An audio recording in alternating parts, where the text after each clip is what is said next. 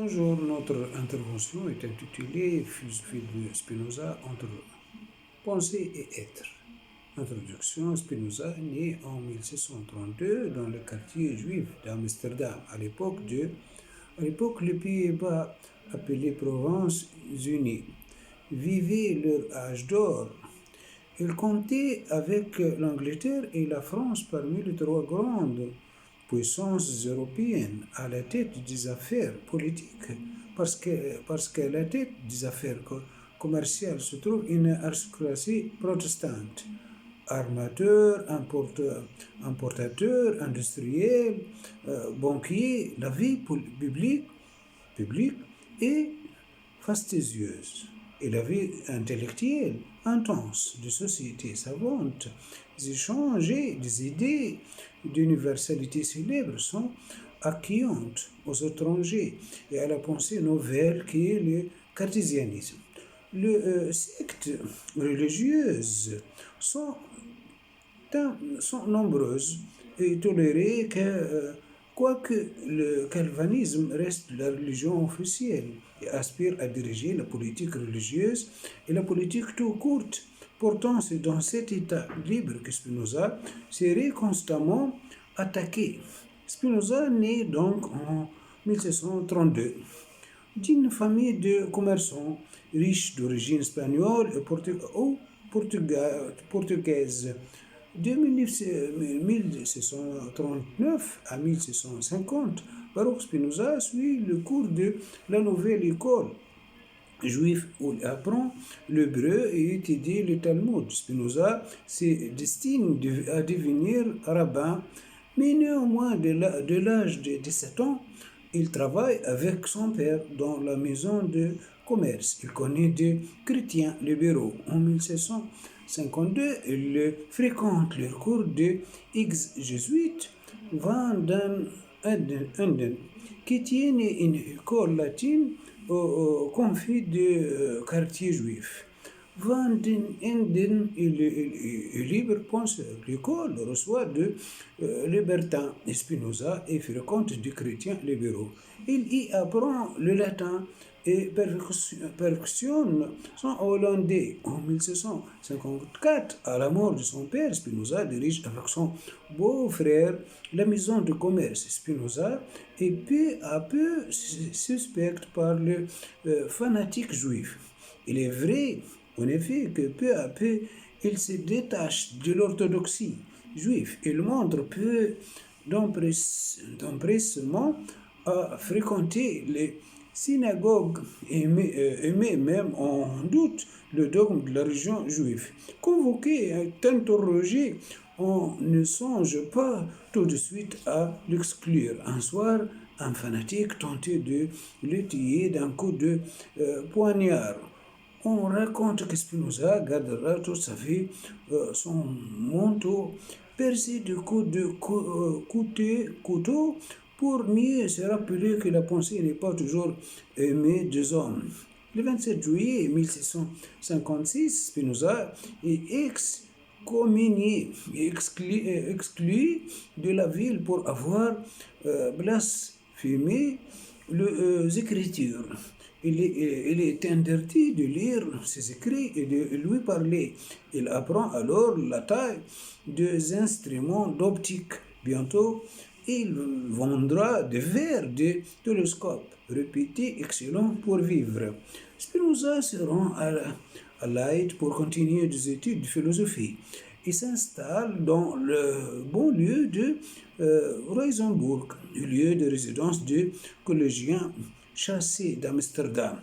Il y rencontre Jarige Gell, Simon de Vray, Peter Balling. Peu à peu, un cercle d'études se forme. Spinoza expose en latin.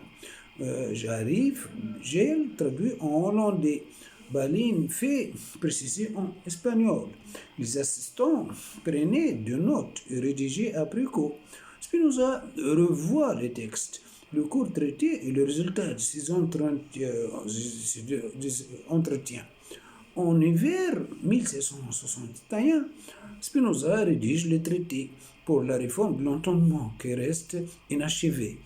Vers 1600, 1766 et 63 pour son pensionnaire et élève Césarius. Il écrit les principes de la philosophie de Descartes. Avec ces livres se termine l'œuvre professorale de Spinoza de 1661. Aussi, il commence à écrire l'éthique. C'est peut-être pour cela qu'il laisse inachevé le traité pour la réforme de l'entendement. En 1663, Spinoza s'installe à Würzburg, banlieue de La Haye, où on vient le visiter et il fait figure de savant, de brisant et de penseur libéral. Sa réputation est considérable. Il s'installe vraisemblablement près de la capitale pour raisons politiques. Il veut se rapprocher de milieux libéraux actifs, du parti républicain, des gens du 8 qui opposent la conduite rationnelle de la République appuyée d'une méthode naturelle et géométrique à la conduite passionnelle et belliqueuse de la monarchie. Mais le peuple reste fidèle au calvinisme, c'est-à-dire à la maison d'orange, à l'intolérance et au thème belliciste. La République qui existe de 8 et grand pensionnaire de Hollande est mal accepté par le peuple qui préférait la monarchie. Cela a expliqué qu'en 1665, Spinoza interrompt la rédaction de l'éthique pour écrire le traité des autorités théologiques politiques, qui essaie d'expliquer pourquoi le peuple est irrationnel, pourquoi il fait honneur à son esclavage. Le livre est publié en 1770. Son nom d'auteur est sur une fausse édition allemande. Il a en fait été imprimé à Amsterdam. L'auteur est vite identifié. Le livre se cite anathème, insulte et malédiction. Ses attaches avec le parti républicain épargnaient à Spinoza d'être plus précisément inquiété. Néanmoins, il doit quitter Würzburg et vit à la Haye. Il mène une vie solitaire, partageant son temps entre la taille de verre et la réflexion philosophique. Il sort peu, vit pauvrement. En 1772, les troupes françaises envahissaient la Hollande. Louis XIV se venge, soutenu par les Anglais de 8 mai en juillet. Gaulle d'Orange est nommé Guillaume d'Orange est nommé capitaine général. Le 20 août, le frère de 8 sont massacrés dans la rue par une foule furieuse et les autorités laissent faire. Le crime ne sera pas puni. En 1673, Fabricio, électeur palatin, offre à Spinoza une chaire de philosophie à l'Académie de Heidelberg. Spinoza refuse. Aux Pays-Bas, l'atmosphère a changé. Le parti orangiste est au pouvoir. Guillaume d'Orange et Stauder, héréditaire des Provinces-Unies, 5 Provinces-Unies. Spinoza n'est pas l'homme de Guillaume d'Orange, ni de calviniste. Les autorités et le peuple, lui, sont hostiles. En 1675, il tente de publier l'éthique, mais les rumeurs sur son compte sont telles qu'il renonce. En 1676, il rencontre Leibniz, qui certainement prend connaissance de l'éthique. Spinoza, malade, solitaire, travaille à un traité politique. Il n'aura pas le temps de l'achever. Il meurt en effet le 21 février 1777 de tuberculose. En novembre, un don anonyme permet la publication intégrale du manuscrit. L'opéra posthume qui contient l'éthique, à laquelle Spinoza consacra sa vie entière, mais aussi le traité de la réforme de l'entendement, le traité politique. Sa thèse philosophique. Spinoza est surtout connu comme l'auteur d'un système. Le terme a souvent une connotation péjorative. Au 18e siècle, le qualificatif spinoziste désignera abusivement le matérialiste parce qu'il critiqua la théologie traditionnelle et l'idée d'un Dieu créateur. La philosophie spinoziste est donc en marge, partisan de la démocratie. Il vécut pauvrement et persécuté. Spinoza doit à Descartes une partie de sa méthode et de sa construction logique, même s'il démarquera de Descartes sur de nombreux points. Il doit beaucoup à Giordano Bruno, 1548-1600. 1600.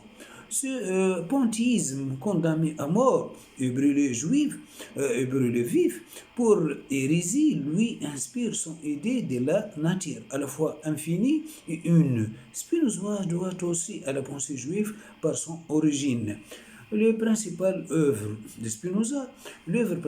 Spinoza est l'éthique dans la présentation. Ce texte est écrit sous la forme d'un livre de mathématiques de l'époque, rend la lecture difficile. Le traité pour la réforme de l'entendement expose la théorie de la connaissance. S'y ajouter le court traité, le traité théologico-politique et le traité politique. Apport conceptuel.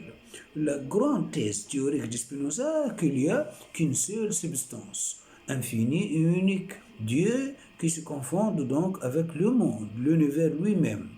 De sive natura, Dieu, c'est-à-dire la nature. Cette substance a une infinité d'attributs, c'est-à-dire d'aspects, de caractères de la substance, eux-mêmes infinis, mais nous n'en connaissons que deux, les seuls accessibles à notre pensée. La pensée et l'entendu.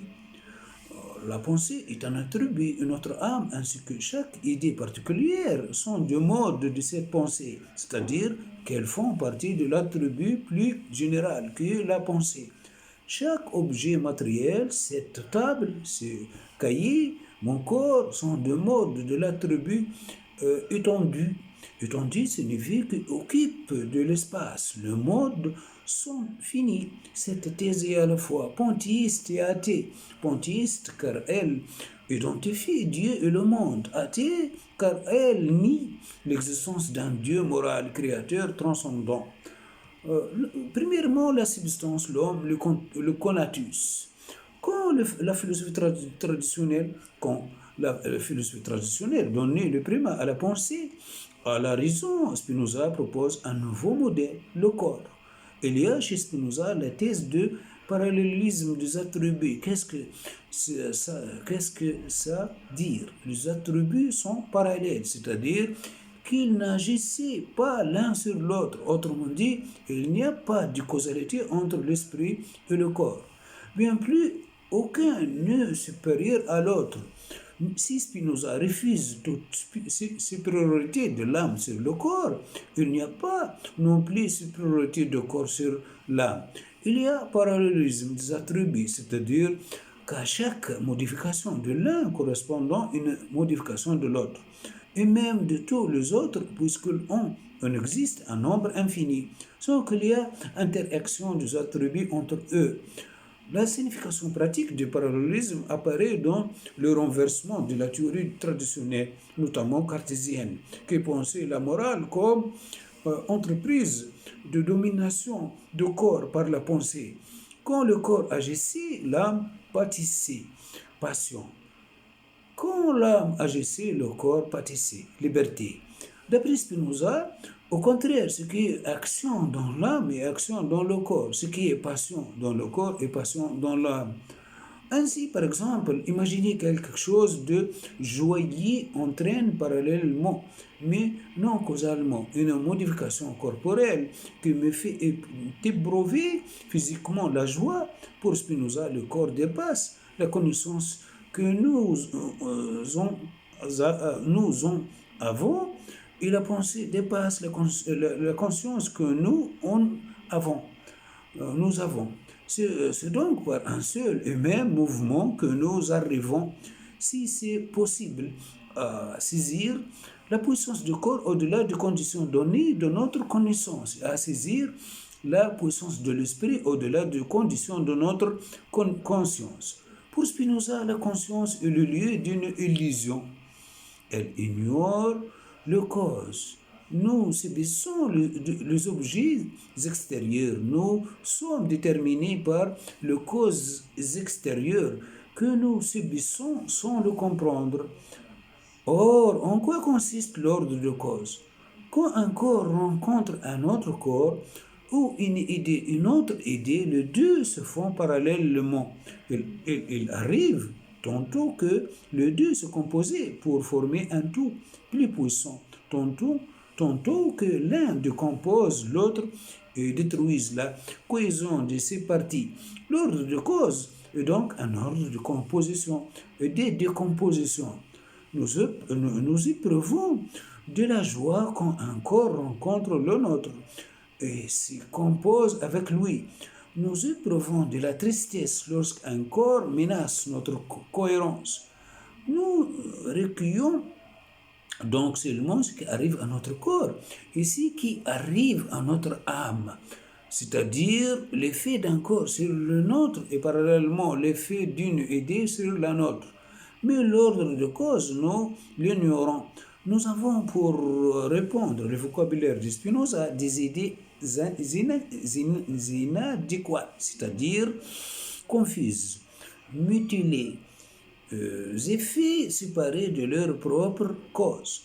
Nous ignorons, mais nous désirons connaître. Il y a en nous quelque chose que nous fait désirer connaître. De lors, pour échapper à l'angoisse de l'ignorance, nous allons interpréter au moyen d'une double illusion ce que nous arrive. Première illusion, il est une forme de causalité que nous avons l'impression de comprendre immédiatement, celle que nous exerçons sur le monde. Nous ignorons la nécessité universelle. La nature, pour Spinoza, est strictement déterminée. La nature est l'ordre de la nécessité. Nous ignorons n'être qu'un mode d'un attribut, mode subissant les autres modes. Nous croyons être libres alors que soumis aux passions et ignorants, nous sommes le jouet des circonstances. Nous sommes le jouet des circonstances. Puisque nos actions aboutissaient à certains résultats, nous pensons que nous agissons en vue de ce résultat sans voir que d'autres causes nous font agir. La conscience se prend pour cause première. Elle invoque même son pouvoir sur le corps, sur l'illusion de libre arbitre. Cette première illusion va entraîner une seconde illusion. Passons de la considération de nos œuvres. Nous allons maintenant passer à celle des phénomènes naturels et leur appliquer cette pseudo-explication finaliste. Double erreur, nous allons appliquer légitimement parce que hors de son contexte.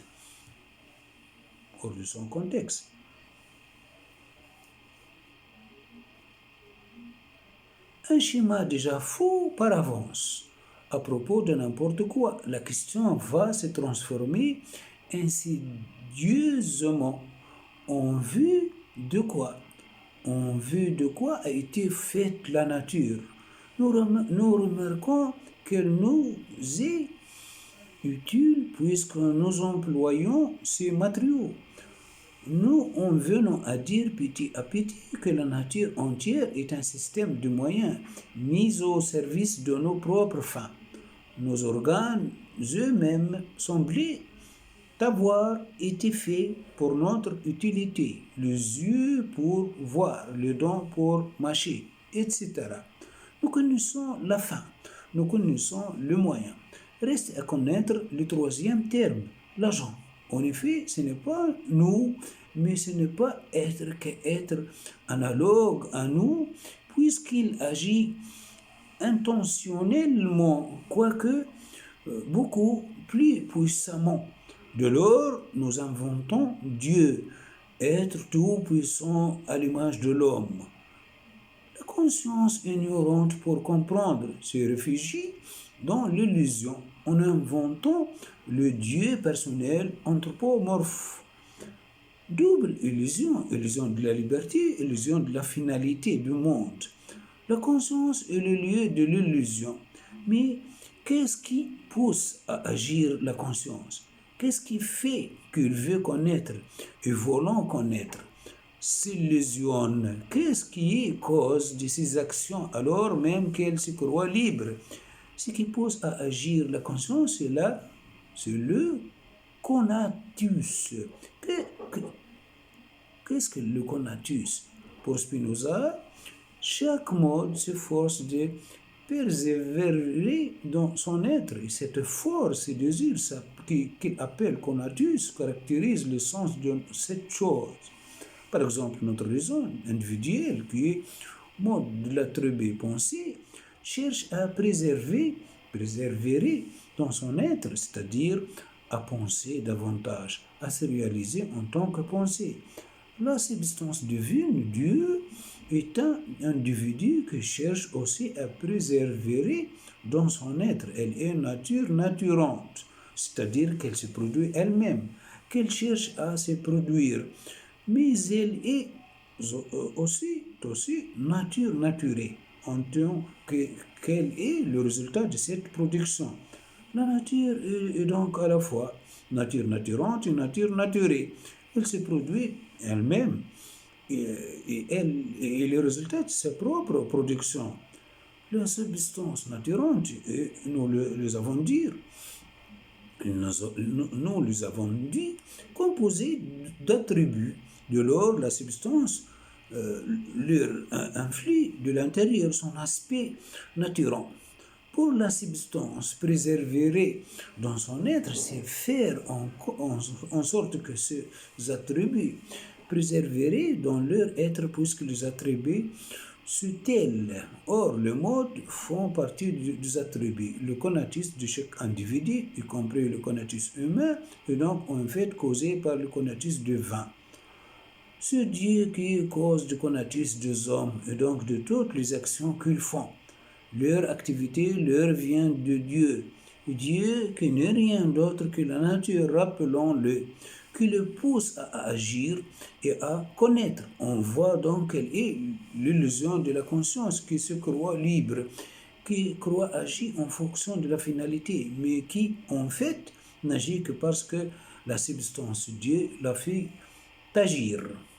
Mais le conatus nous pousse à agir différemment selon les objets rencontrés.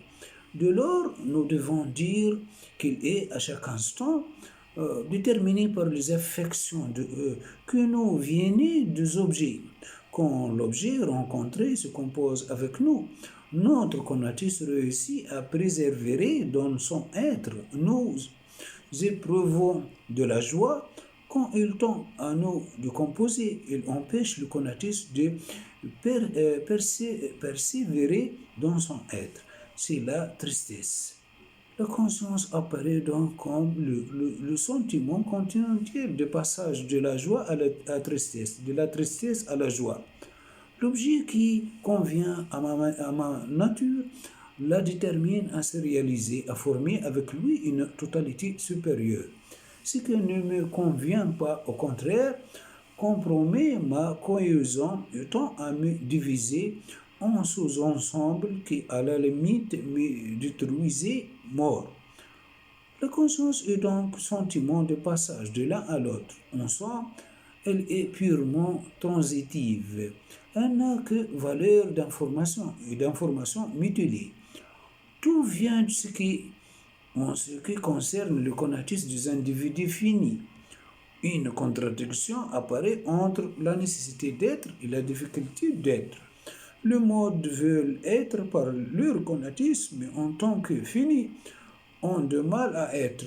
Ils tendaient à s'actualiser, mais leur finitude ne leur permet pas d'y arriver. Le mode fini, conditionné par leur attribut infini correspondant, entrer en interaction avec les autres modes de cet attribut infini. C'est le tout englobant, c'est parti, que sont le mode, c'est-à-dire chaque attribut infini et par conséquent la substance qui peut s'actualiser entièrement infinie. La substance ne rencontre pas d'obstacle. Une essence singulière quelconque va donc être amenée à s'actualiser par la conjonction de sa propre force d'extension et de celle de toutes les autres essences singulières. Mais si l'on considère non pas le tout, mais le mode fini, il est certain que la coopération entre conatus se transformera un jour ou l'autre en un antagonisme, empêchant le conatus de mode fini de s'actualiser. D'où la tristesse de l'individu. Comme tout individu, l'homme ne désire qu'une chose, persévérer dans son être, c'est-à-dire qu'il est effort pour s'actualiser, pour actualiser les conséquences de son essence individuelle. Deux cas de figure se présentent alors. L'homme connaît son conatus cherche à se réaliser et le fait en connaissance de cause. Il faut bien voir que pour Spinoza, l'individu est un. Le conatisme n'est pas une partie de nous-mêmes, mais nous-mêmes tout entière et l'effort que nous faisons pour conserver notre être ne se distingue pas de l'être que nous nous efforçons de conserver.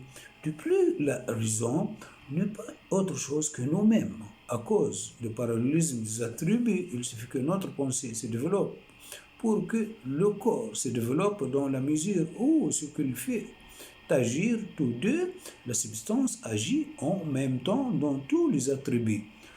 De leur tendre à se développer soi-même, c'est tendre à développer sa raison en tant qu'elle a des idées adéquates, claires et distinctes. Mais qu'est-ce que c'est lui de nos idées claires et distinctes, sinon d'autres idées claires et distinctes? De lors, nous tendons à comprendre et à comprendre toujours plus. De ce fait, le rôle de la raison ne peut se réduire à un rôle purement instrumental. Lorsque la raison nous dirige, elle ne désire que s'actualiser au maximum, parce que vivre est à soi-même sa propre fin. Nous voulons persévérer dans notre être. Et parce que la raison n'est pas autre chose que nous-mêmes, la vie de la raison est chez l'homme fin en soi, et non moyen. L'effort de comprendre n'est autre que le conatisme parvenu à son plus haut degré d'efficience, le désir de connaître et la vérité du désir d'être. Si la science nous sert à organiser notre expérience de façon à jouir harmonieusement de toutes les commodités de l'existence, cet aménagement rationnel de la nature n'est plus qu'un moyen pour continuer un milieu favorable au développement de la connaissance. Ainsi, le conatus de l'individu humain, en tant que celui-ci connaît sa propre nature, se résume à cette seule formule connaître et connaître pour connaître. Connaître et connaître pour connaître. Tel est le fondement de l'existence humaine selon Spinoza. Il doit nous permettre de réaliser notre nature même et nous permettre la joie qui résulte de la réalisation de notre nature permise par la connaissance de cette nature. Selon le parallélisme des attributs, si le conatus de l'individu humain en tant qu'il est connaît suffisamment pour échapper le plus souvent aux passions consiste à connaître toujours davantage, le corps agira de plus en plus selon ses vrais besoins. L'horizon en est toujours la même. Ce qui nous pousse à actualiser nos pensées, Dieu nous pousse parallèlement à actualiser notre corps. Ce n'est pas la pensée qui nous permet de réaliser nos besoins corporels, mais pensée et réalisation de besoins ont même cause en Dieu et se réaliser parallèlement. Deuxièmement, l'homme ignore sa nature. C'est le cas de la plupart d'entre nous. Personne n'est raisonnable et peu de gens le deviennent. Pourtant, ce que font les ignorants du cours de leur conatus. Mais à la différence de gens qui savaient et qui donc cherchaient à connaître et à agir uniquement en fonction de leur conatus, les ignorants se laissaient agir par les causes extérieures. Ce qu'ils font découlera de leur conatus, mais d'un conatus modifié par les causes externes, causes qui font d'ailleurs aussi partie de ce grand tout qui est Dieu. Le conatus de ces causes manifestait Dieu. Le désir de l'ignorant manifestait aussi la puissance de Dieu. Le conatus voit son orientation déterminée par les causes extérieures que nous subissons sans comprendre. C'est la passion. De lors au hasard de causes que l'homme éprouvera joie et tristesse selon qu'il rencontre ou non de causes favorables à son conatus, qui certes cherche obstinément à connaître, mais qui, dans l'ignorance, ne tire de ses désirs de connaître que des illusions finalistes. La joie existe quand une cause extérieure favorise notre conatus et augmente notre puissance de connaître. Par là même, nous allons rechercher ce qui est joyeux, ce qui est un premier pas vers la conscience de ce que nous sommes. Car puisque nous cherchons à réaliser notre conatus, même sans le savoir, nous cherchons ce qui est joyeux. Deuxième partie de notre intervention est intitulée Une éthique et non une morale, chez Spinoza. Pour Spinoza, nous l'avons vu, ce qui existe, ce sont des lois de causalité entre le monde. Lois qui sont lois de la nature entière. Mais alors nous allons le voir. Il n'y a pas de bien ni de mal, mais de bon et de mauvais pour nous. C'est en ce sens qu'on peut dire que Spinoza substitue une éthique à la morale.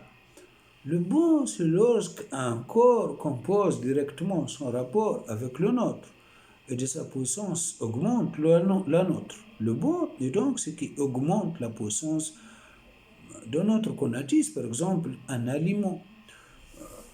Le mauvais est ce qui tend, au contraire, à nous détruire. Quand le boisson, par exemple, bon et mauvais ont donc un premier sens, objectif partiel. Ce qui convient à notre nature, ce qui lui convient pas. Mais par conséquent, bon et mauvais ont un second sens, subjectif, qualifiant deux types de modes d'existence de l'homme, sera dit bon ou libre ou raisonnable ou fort. Celui qui se force en tant qu'il est en lui, d'organiser le rencontre, de s'unir avec ce qui convient à sa nature, de composer son rapport avec ce qui est combinable à lui et par là d'augmenter sa puissance. L'homme bon est donc celui qui cherche à ce qui est bon pour lui. Et il le fera d'autant mieux qu'il connaît. Sera dit mauvais, au contraire, au esclave, au insensé, au faible. Celui qui vit au hasard des rencontres se contente d'en subir les effets, quitte à gémir et à est accusé chaque fois que l'effet subi se montre contraire et lui relève sa propre impuissance. Or, à force de rencontres, n'importe quoi sous n'importe quel rapport, croyant qu'on s'en tirera toujours avec beaucoup de violence ou un peu de ruse. Comment ne pas faire plus de mauvaises rencontres que de bonnes? Comment ne pas se détruire soi-même à force de culpabilité et de détruire les autres à force de ressentiment propageante partout sa propre impuissance et son propre esclavage. Sa maladie, ses boisons. On ne sait même plus de rencontre soi-même. Certains en viennent même à se suicider. On le voit à l'opposition de valeurs, bien, mal. Se substitue la différence qualitative du mode d'existence, bon, mauvais, l'illusion de valeur, vient de l'illusion de la connaissance. La conscience ignorante, parce qu'elle ignore l'ordre de cause, de rapport et de leur composition, parce qu'elle se contente d'en attendre, de recueillir les faits, méconnaît tout de la nature. Or, il suffit de ne pas comprendre pour moraliser. Comment s'opère cette jeunesse du bien et du mal? Par Spinoza. Elle s'opère chez l'homme passionné. Nous avons vu que joie et tristesse euh, proviennent de ce qui favorise ou entrave notre conatus. Donc, de ce qui est bon au contraire mauvais pour nous. Mais nous tendons nécessairement à prolonger le plus longtemps possible une excitation joyeuse. Notre conatus nous y pousse toujours, même si nous ne le savons pas, alors même que la cause favorable a disparu. Si nous parvenons à l'imaginer en pensée, le parallélisme des attributs fera que notre corps sera favorablement affecté. Cependant, l'image ne peut être pas aussi vivre en l'absence de sa cause qu'en sa présence. Or, l'atténuation d'une variation favorable contrarie notre conatus, qui par la même résiste et tend à revivre le sentiment avec son intensité première. Nous cherchons à nous représenter l'objet comme toujours présent. Le désir s'investit, se fixe, s'attache inconditionnellement à l'objet. Cette polarisation positive est l'amour. Inversement, lorsqu'une image attirante nous affecte, nous les résistons et pour cela nous tendons de faire revivre toutes les images incompatibles avec elles-mêmes. Nous tendons à constituer un champ perceptif où il n'y aurait pas de place pour cet objet tel est la haine. Amour et haine. Amour et haine ne sont donc possibles que si nous devons capables de nous représenter les choses en leur absence, de les considérer comme des relations indépendantes de nous. Mais fixons notre désir sur l'objet extérieur, il nous asservissait à cet objet. Nous en arrivons à méconnaître le caractère relatif, subjectif de la cause de notre joie en nous pluralisant sur elle, en la valorisant. Nous ignorons que l'objet un jour nous a donné la joie n'a pu le faire que dans un contexte transitoire dont nous le séparons abusivement parce qu'il a été le seul que nous avons associé sur le moment à notre plaisir. Ignorant l'origine réelle de notre joie, nous croyons que l'objet nous rejoint parce qu'il est objectivement aimable, parce qu'il est en soi aimable. Or, ceci va être aggravé lorsque va s'opérer la double illusion qui crée la croyance en un Dieu personnel. Rappelons que notre ignorance de cause que nous font agir, notamment dans notre conatisme, mais aussi en tant que passionnés des objets extérieurs, nous pousse à nous croire libres et que nous transposons cette finalité de nos actes au plan de l'univers en croyant que la nature a été créée en vue de l'homme par Dieu. De lors, ces choses que nous aimons, dont nous avons fini par croire, non pas qu'elles sont bonnes pour moi, mais qu'elles sont bonnes en elles-mêmes. Nous allons penser que Dieu les a faites pour nous plaire. Il a donc dû avant tout penser à leur donner l'apparence sur laquelle elle nous réjouissait. Cet aspect subjectif nous apparaît alors non seulement comme propriété objective de la chose, mais même comme sa propriété principale. Son essence, la valeur que l'objet agréable était destiné à réaliser, va désormais définir sa nature telle qu'elle est en soi et hors soi, et hors de nous. De lors, puisque les réalités naturelles sont loin de nous, plaire toutes au même degré. Nous imaginons qu'elle s'est classée en soi et hors de nous, selon le degré de valeur qu'elle est comportée objectivement. Telle est l'origine de notions de bien et de mal. Tout ce qui contribue à la santé, nous les appelons bien. Tout ce qui contribue à la maladie ou à la mort, nous les appelons mal. Le bien, pour Spinoza, n'est en effet que le bon. L'erreur consiste à croire que, par ce terme, nous désignons une propriété intrinsèque de choses et non le rapport momentané à notre organisme individuel. Tout vient ensemble de notre ignorance. C'est notre ignorance qui crée la morale. Il faut, selon Spinoza, séparer le domaine de la vérité de celui de la morale. La loi morale institue un devoir. Elle a donc pour finalité l'obéissance. Peut-être l'obéissance est-elle indispensable, mais là n'est pas la question. La question est de bien voir que la loi morale ne nous fait rien connaître. Au pire, elle empêche même le développement de la connaissance, la loi du tyran par exemple. Au mieux, elle prépare la connaissance et la rend possible, la loi du Christ par exemple. Entre ces deux extrêmes, la morale s'applique à la connaissance. Chez ceux qui n'étant pas capables de connaître en raison de leur mode d'existence barbare, n'ont d'autre recours que d'agir selon la morale puisqu'ils ne savaient pas agir selon leur connaissance inexistante. De toute manière, il y a une différence de nature entre la connaissance et la morale, entre le rapport connu-connaissance et le rapport commandement-obéissance.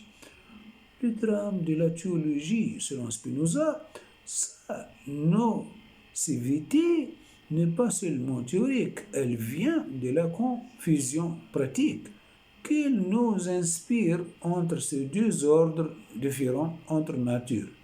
La théologie considère que les données de l'écriture sont de base pour la connaissance, même si cette connaissance doit être développée de manière rationnelle ou même transposée, traduite par la raison, ou de l'hypothèse d'un Dieu moral, créateur transcendant. Pour Spinoza, il s'agit d'une erreur car l'on confond le commandement avec quelque chose à comprendre, l'obéissance avec la connaissance elle-même. La loi morale, c'est toujours l'instance transcendante, Dieu personnel, qui détermine l'opposition de valeurs bien-mal, mais la connaissance, c'est la puissance immanente, la substance, le Dieu spinoziste, dont nous savons qu'il s'identifie avec la nature, qui détermine la différence qualitative de modes d'existence bons et mauvais. Reste un point à préciser. Qu'est-ce que le mal? Non plus de point de vue de celui que le subit, mais de celui qui le fait, de malfaiteur. Celui qui tue pour tuer, celui qui tue pour Spinoza n'a qu'un tort. Ce tort n'est pas de faire tel ou tel geste, de frapper ou brandir un couteau, s'il n'y a pas de bon en soi ni de mal en soi. Ces gestes ne sont pas non plus bons ou mauvais en soi. Son tort est de perdre pour objet de son geste un être tel qu'il sera détruit par le geste. L'intention mauvaise consiste uniquement en ceci que les deux d'une action se trouvent liés à l'idée d'un objet qui ne supporte pas cette action sans mourir. Le mal de méchant est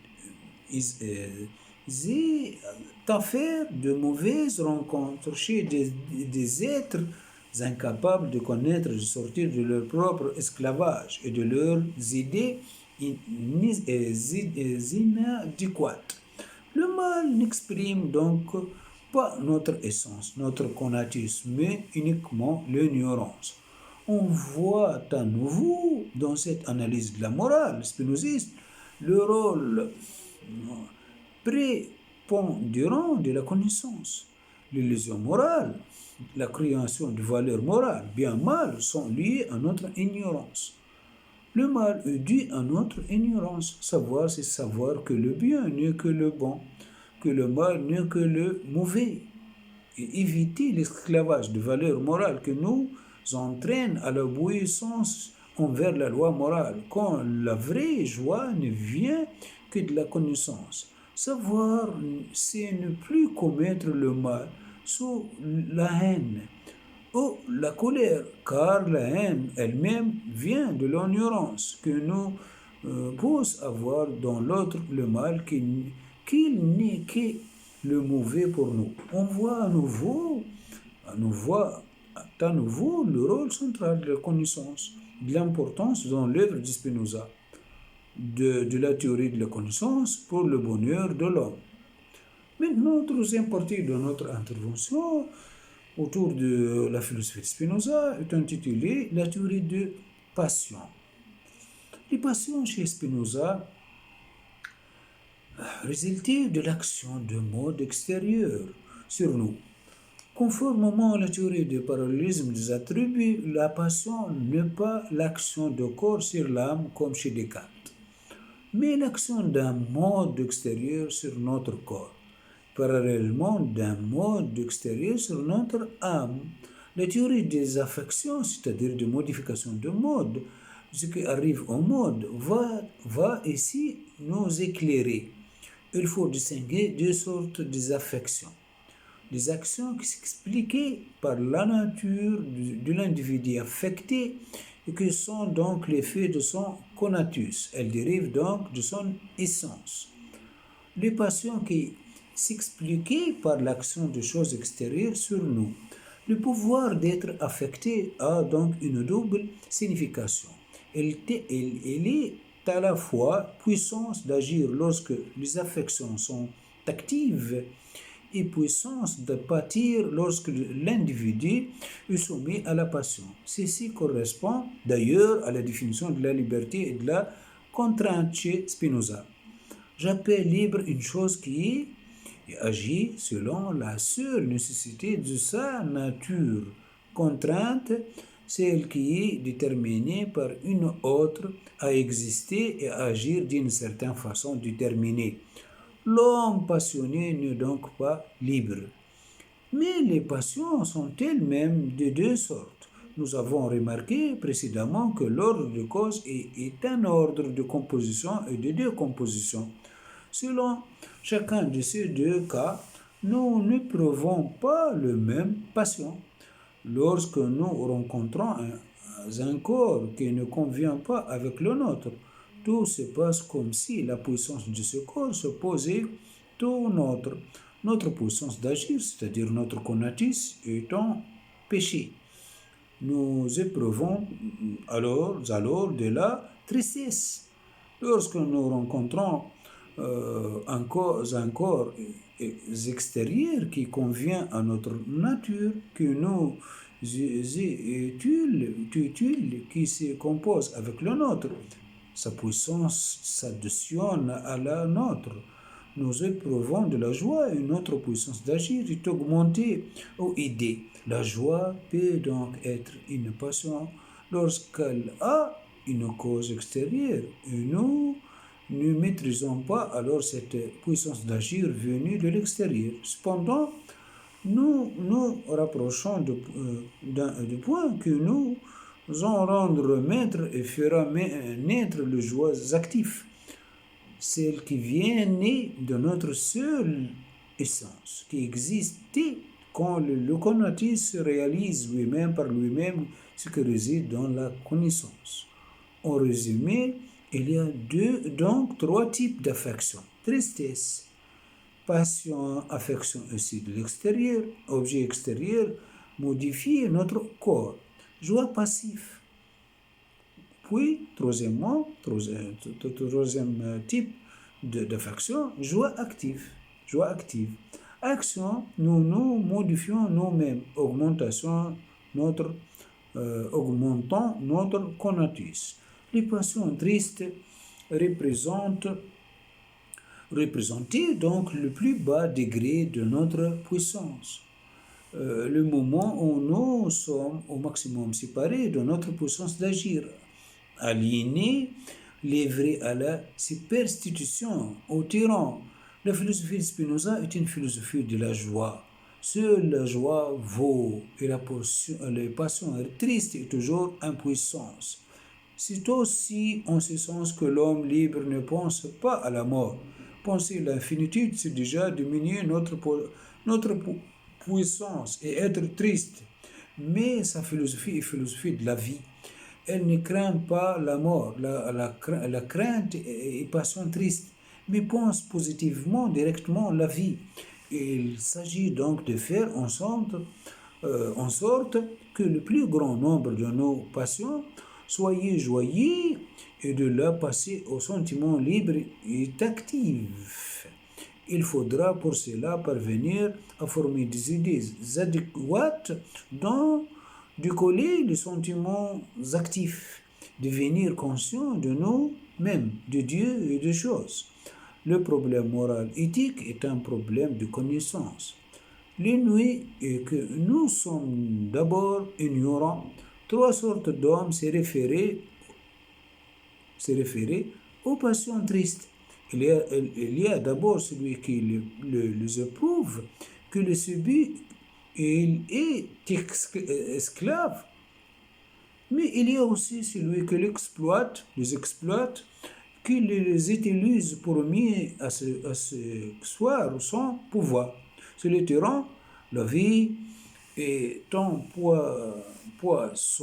poisonnée par les notions de bon et de mal, de faute, de mérite, de péché et de la rachat. La haine nous empoisonne et la culpabilité qui est une haine retournée contre soi.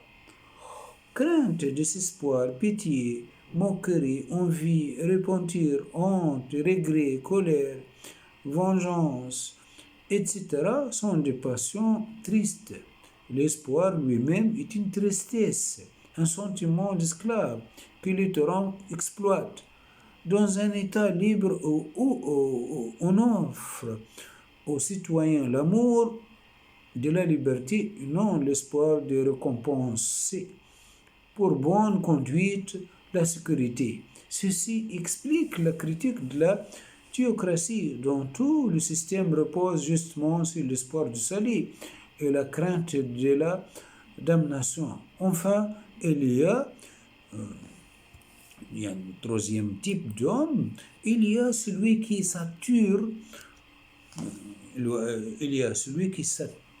s'attriste sur les passions de l'homme. C'est le prêtre, complice de ces tentatives d'asservissement général de l'homme. On retrouvera nombre de ces idées chez Nietzsche. Voilà est terminée notre intervention concentrée sur la philosophie de Spinoza, entre savoir, entre penser et être. Merci bien. Au revoir pour une autre intervention.